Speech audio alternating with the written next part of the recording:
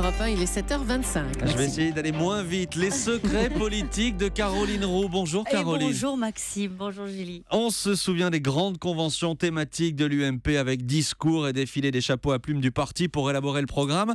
C'est terminé. L'information politique ce matin, c'est que les Républicains ont mis en place une méthode de travail qui vise à éviter les tensions. Alors, plus de militants conviés à la grand-messe, plus de thématiques annoncées à l'avance, plus de contributions des ténors au débat. Les Républicains élaborent un projet avec un seul objectif, ne pas faire de vagues. D'ailleurs, il ne faut plus dire convention, mais journée de travail. Des experts sont invités à débattre. Les secrétaires nationaux en charge du sujet organisent les consultations.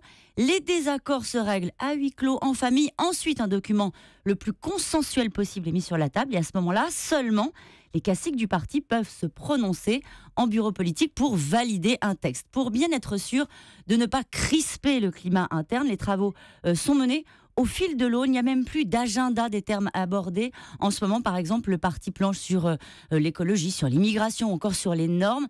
Et la plateforme commune doit être prête en 2016. Alors, ils disent plateforme commune parce que le programme, ce sera celui des candidats eux-mêmes.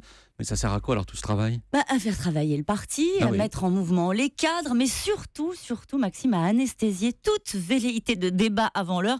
Quand François Fillon, Alain Juppé ou Bruno Le Maire doivent faire entendre leur petite musique, Nicolas Sarkozy, lui, n'a pas à lever le voile sur ses idées tant qu'il parle au nom des Républicains. C'est aussi une façon pour lui de garder la maîtrise du calendrier. Manuel Valls, Caroline, a réuni les parlementaires hier à Matignon pour un pot de fin d'année.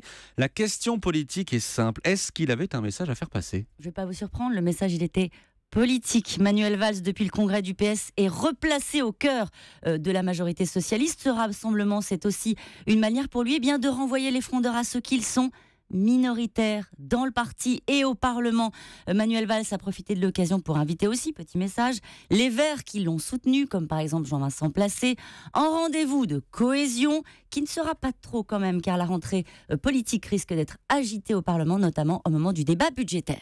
On va en entendre parler. Je vais vous faire rêver, Xavier Bertrand à la plage. Il va faire ce qu'il appelle sa campagne d'été. Il ira à la rencontre des vacanciers sur le sable du Nord-Pas-de-Calais. Une façon de ne pas perdre de temps en attendant l'entrée en campagne de Marine Le Pen. Et pour le coup, ce sera en septembre. Notez qu'à 8h20, c'est Gérard Larcher, le président du Sénat, qui sera l'invité de Jean-Pierre Elkabbach pour l'interview politique d'Europe 1. Les secrets politiques de Caroline Roux. C'est tous les matins, 7h25. Merci Caroline, à demain.